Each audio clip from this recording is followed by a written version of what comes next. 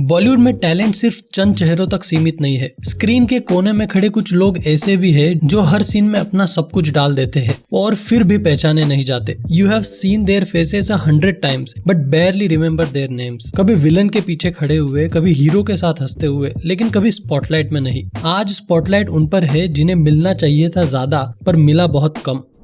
Number 10, Neeraj काबी। नीरज काबी एक ऐसे actor है जिनका प्रेजेंस स्क्रीन पर एक अलग ही लेवल का ग्रेविटास लेके आता है। शिप ऑफ थीसिस हो या तलवार, उनकी परफॉर्मेंसेस ने क्रिटिक्स को इम्प्रेस तो किया, पर कमर्शियल स्टारडम से वो हमेशा दूर रहे। उनकी बॉडी लैंग्वेज, डायलॉग डिलीवरी और साइलेंस का भी यूज मास्टर क्लास जैसा लगता है। वेब सीरीज पाताल लोक में उनका रोल पावरफुल था, लेकिन मास ऑडियंस कनेक्ट फिर भी डेवलप नहीं हो पाया। काबी उन लोगों में से है जो हर रोल को कैरेक्टर स्टडी के जैसा ट्रीट करते हैं, लेकिन बॉलीवुड का सिस्टम उन जैसे थिएटर ट्रेंड एक्टर्स को सिर्फ सीरियस या साइड रोल्स तक ही सीमित कर देता है, जबकि उनके अंदर एक लीड एक्टर की डेप्थ और प्रेजेंस दोनों मौजूद है। आई थिंक शायद उनका वक्त अब भी आना बाकी है।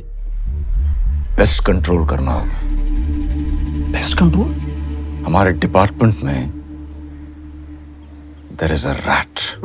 नंबर 9, आदिल हुसैन। आदिल हुसैन का नाम लेते ही एक सोफिस्टिकेशन दिमाग में आता है। इंग्लिश विंग्लिश, मुक्ति भवन और दिल्ली क्राइम जैसे प्रोजेक्ट्स में उन्होंने लो की मगर इम्पैक्टफुल परफॉर्मेंसेस दी है। आदिल वो एक्टर है जो सीन में अपने आप को एब्जॉर्ब कर लेते हैं। He doesn't command the screen with volume but with the share presence. लेकिन उनका ये मिनिमलिज्म ही शायद कमर्शियल सिनेमा को सूट नहीं करता, इसीलिए उन्हें या तो कैमियो मिलता है या फिर पैरेलल सिनेमा का एक कन्फाइंड स्पेस। आयरनी ये है कि आदिल को इंटरनेशनल प्रोजेक्ट्स जैसे लाइफ ऑफ पाई में भी काफी अप्रिसिएशन मिला, बट अपने ही देश में उनका नाम सिर्फ लिमिटेड सर्कल्स तक ही रेस्ट्रिक्टेड रहा। टैलेंट की कमी नहीं है, एक्सपोजर की कमी है। बॉलीवुड को जरूरत है कि वो एक्टिंग के इस अंडरस्टेटेड जेम को वापस सेंटर स्टेज पर लाए। तेरे हाथ का खाना सिर्फ मेरे लिए है, दूसरे को मजा ले। हाँ, अगर मैं खाना अच्छा नहीं बनाती तो तुम घर ही नहीं आते ना। लेट हो जाता है, इम्पोर्टेंट मीटिंग होती है, बातें करते करते टाइम हो जाता है। नंबर 8, दीपक डोबरियाल। कौन है जो पप्पी भैया को नहीं जानता। दीपक डोबरियाल ने तनु वेड्स मनु फ्रेंचाइज में कॉमिक टाइमिंग और इनोसेंस का परफेक्ट ब्लेंड दिखाया, पर उनका टैलेंट सिर्फ कॉमेडी तक लिमिटेड नहीं है। ओमकारा, हिंदी मीडियम और भोला जैसे फिल्म्स में उन्होंने डाइवर्स रोल्स निभाए हैं। उनका फेस याद रहता है, डायलॉग वायरल होते हैं, लेकिन ऑफर्स लिमिटेड ही मिलते हैं। डोबरियाल वो एक्टर है जिनके अंदर एक आम आदमी की ऑथेंटिसिटी है, शायद इसी वजह से वो रिलेटेबल लगते हैं। लेकिन बॉलीवुड का ऑब्सेशन ग्लैमर के साथ है और डोबरियाल जैसा रियल टैलेंट अक्सर साइडलाइन हो जाता है। उससे भी ज्यादा फ्रस्ट्रेटिंग बात यह है कि उनको सिर्फ साइड किक रोल्स तक ही सीमित रखा गया है, जबकि उनमें एक लीड कैरेक्टर को कैरी करने का फुल पोटेंशियल है। गरीबी में जीना कला है, हम सिखाएंगे तुम्हें, क्योंकि हम खानदानी गरीब है। हमारा बाप गरीब, दादा गरीब, परदादा गरीब, उसका बाप गरीब, सब गरीब, सातों पुश्ता गरीब। ऐसा नहीं कि पहले गरीब थे फिर अमीर हो गए फिर गरीब हो गए, नहीं। हम नंबर 7, ताहिर राज भसीन।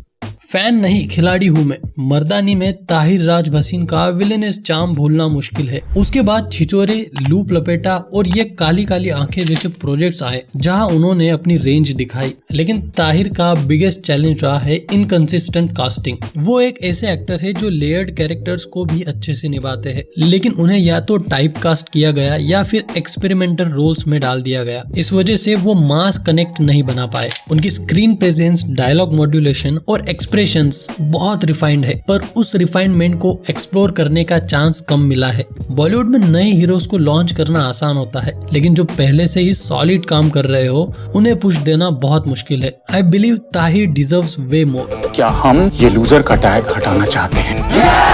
क्या हम इस साल जीसी जीत सकते हैं? Number 6, Manish Chaudhary. Rocket Singh salesman of the year में बॉस की कुर्सी पर बैठा वो एरोगेंट और कॉम्प्लेक्स कैरेक्टर याद है? मनीष चौधरी ने उस रोल में करिश्मा और रिस्क दोनों को ब्लेंड किया था। उसके बाद आर्या, जन्नत 2 और बॉम्बे बेगम जैसे शोज में उनका काम लाजवाब रहा। उनका वॉइस और पर्सनैलिटी एक कमांडिंग प्रेजेंस बनाता है, पर अफसोस उन्हें सिर्फ कॉर्पोरेट विलन या अथॉरिटेटिव रोल्स तक ही बाउंड कर दिया गया है। मनीष के अंदर एक लेयर्ड स्टोरी टेलर छुपा है जो सिर्फ एक कैटेगरी तक सीमित नहीं होना चाहिए। इनके एक्टिंग में जो रिस्ट्रेन और ग्रेस होती है वो रेयर है। अगर बॉलीवुड उनके रेंज को समझे तो वो लीड भी कैरी कर सकते हैं और कॉम्प्लेक्स प्रोटैगनिस्ट भी, लेकिन फिलहाल तो उनकी अंडररेटेड जर्नी चलते ही जा रही है। माँ बाप का दुआ पतुआ सबको तथास्तु बोलता है वो। ये तुमने कहा, मैं नहीं सुना। नंबर 5 रणवीर शोरे।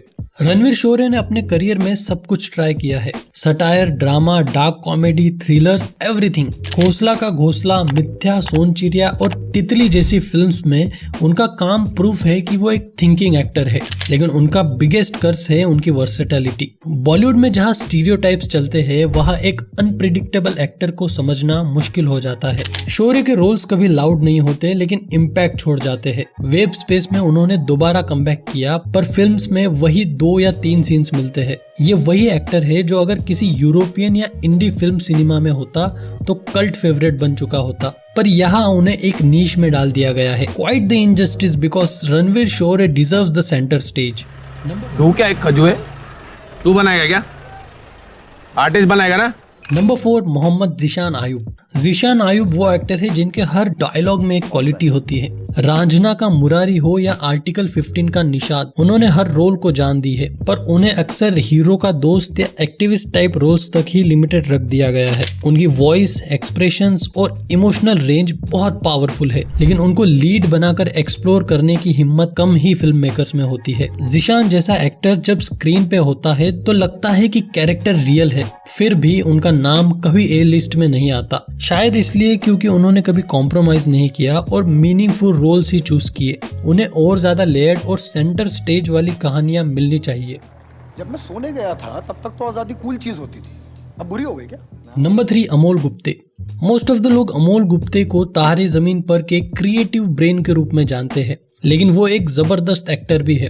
स्टैनली का डब्बा, फंस गए रे ओबामा और कमीने में उन्होंने रोल्स को एक क्वकी ब्रिलियंस दी थी। गुप्ते की एक्टिंग में अनप्रिडिक्टेबिलिटी और ओरिजिनलिटी दोनों होती है। उनका फेस मेन स्ट्रीम हीरो वाला नहीं, पर उनका क्राफ्ट डेफिनेटली अनमैच्ड है। पर उनको अक्सर अनकन्वेंशनल या इसेंट्रिक कैरेक्टर्स तक ही बाउंड रखा गया है। वो एक प्योर आर्टिस्ट, राइटर, डायरेक्टर और एक्टर है, पर एक्टर के रूप में उनको अप्रिसिएशन काफी कम मिला है। बॉलीवुड के एक कमर्शियल फिल्टर में वो फिट नहीं बैठे और इसी वजह से उनके जैसे यूनिक परफॉर्मर्स को साइडलाइन कर दिया गया। उनको स्क्रीन पर ज्यादा एक्सप्लोर करने की जरूरत है। प्रकाश राव, ताकत मिलते ही गलत विचार बुद्धि में जगह बना देते हैं।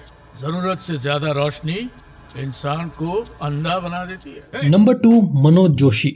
मनोज जोशी थिएटर का एक बड़ा नाम रहे हैं। उनकी कॉमिक टाइमिंग और कैरेक्टर पर उन्होंने बहुत काम किया है। हंगामा, हलचल, भूल भुलैया से लेकर सरबजीत तक उन्होंने हर जॉनरा में अपनी पहचान बनाई है। लेकिन मनोज जी को कभी एक सेंट्रल नैरेटिव में फुल डेप्थ के साथ एक्सप्लोर नहीं किया गया। उनकी वर्सेटैलिटी को कमर्शियल कॉमेडी तक ही लिमिटेड कर दिया गया। मनोज जी में एक डिग्निटी और आर्टिस्ट्री है जो किसी भी मैच्योर्ड, इमोशनल या इवन विलेनियस रोल्स में बहुत फिट बैठता है। उनका एक्सपीरियंस भी वास्ट है, लेकिन उनको सिर्फ फनी अंकल बनाकर रखा गया। अब OTT स्पेस में थोड़ी रिलीफ मिली है, लेकिन सिनेमा ने अब तक उनको वो रिस्पेक्ट नहीं दी जो उनके टैलेंट के लायक है।